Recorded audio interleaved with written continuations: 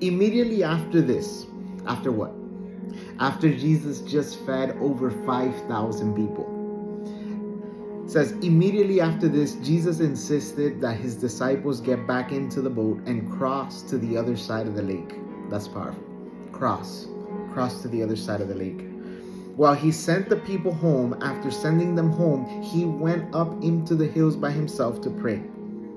Night fell while he was there alone. That is so powerful, because Jesus had just finished performing an amazing, powerful, awesome miracle. But he said, I need to be alone. I need to be with my Father. I need to be in prayer.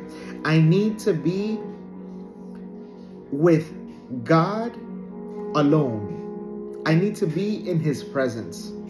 I need to be with the miracle working Father that just performed, because yes, you saw me here in the flesh do this, but I want to be alone with the miracle worker. I want to be in his presence. I want to be in his arms. I want to feel him. I want to talk to him. I want to have intimacy with him. That is powerful. So he went up and he was alone in the presence of the Father.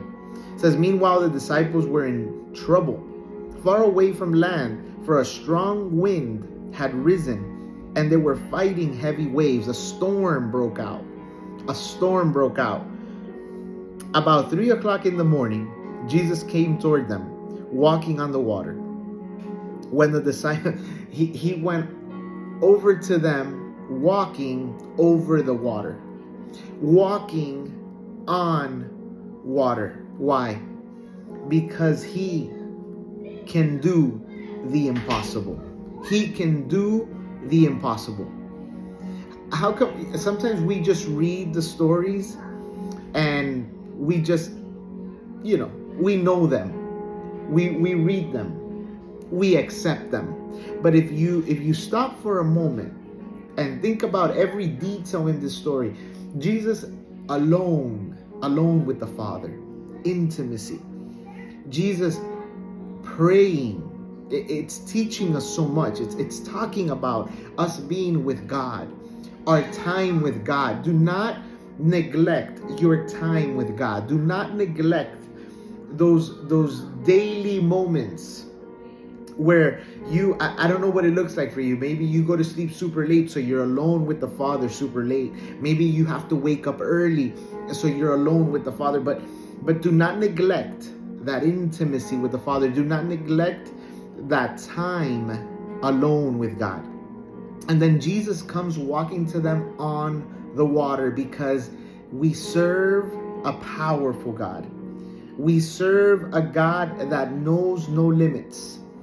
We serve a God that does the impossible again and again and again. And so the disciples were in trouble. Jesus comes to them about 3 in the morning. 3 in the morning. There's a storm, but he's walking on water. When the disciples saw him walking on the water, they were terrified. And in their fear, they cried out, "It's a ghost. It's a ghost." Sometimes God wants to do something in us, and God wants to come visit us, and God wants to do a new thing in us. And we might mistake it for another move. We might mistake it for another thing, but many times it's just the presence of God. And it just seems a little strange to us because we haven't been in the presence for a minute. We haven't been in the presence for a while. God. But Jesus spoke to them at once. "Don't be afraid. Take courage. I am here."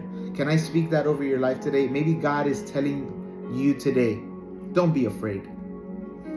I know the storm is scary, but don't be afraid. I know the winds are picking up. I know you're thinking, am I gonna survive? Am I gonna overcome this? Am I gonna come out on the other side? But can I speak the words of Jesus over your life today? Don't be afraid. Take courage. I am here. Wow, God is speaking that to someone today. I just want to speak those words of our Master over you. I just want to speak those words of our Messiah over you. I just want to speak those words of Jesus over you, where he says, don't be afraid. I want to repeat that again and again to you, because God wants to remind you today, don't be afraid. Don't be afraid. Take courage. I am here. God, thank you for being here. Will you take a moment and tell God, thank you for being here. Thank you for being with me. Thank you for standing with me. Thank you, because even when I feel alone, God, thank you for being here. That's what Jesus spoke to them. Don't be afraid. Take courage. I am here. And then Peter, I love Peter. I love Peter. And then Peter called to him, Lord, if it's really you, tell me to come to you walking on the water. I want to walk on water. I want to do what you do. I want to walk in the supernatural. I want to do things that people are not doing. I want to experience what you are doing. I want to do it too. And Jesus said, yes, come. That's so powerful. So Peter went over the side of the boat and walked on the water toward Jesus. He walked on the water towards Jesus. In the middle of a storm, you can move forward. In the middle of difficulty, you can move forward.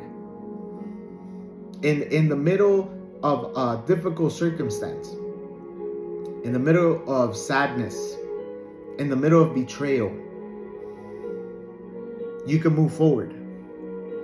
You can walk on water. You can walk through those situations that seem impossible to come out of. You can do it because Jesus is with you. Jesus is with you. So Peter went over the side of the boat and walked on water towards Jesus. But when he saw the strong wind and the waves, he was terrified and began to sink. He placed his eyes on the storm rather than on Jesus. So I wanna remind you today, place your eyes on Jesus. Don't place your eyes on any man. Don't place your eyes on any man. Don't look to any man. Look to Jesus.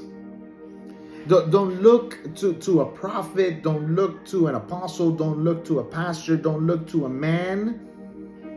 Look to Jesus, because Jesus will never, listen to me, Jesus will never fail you. So always place your eyes on Jesus.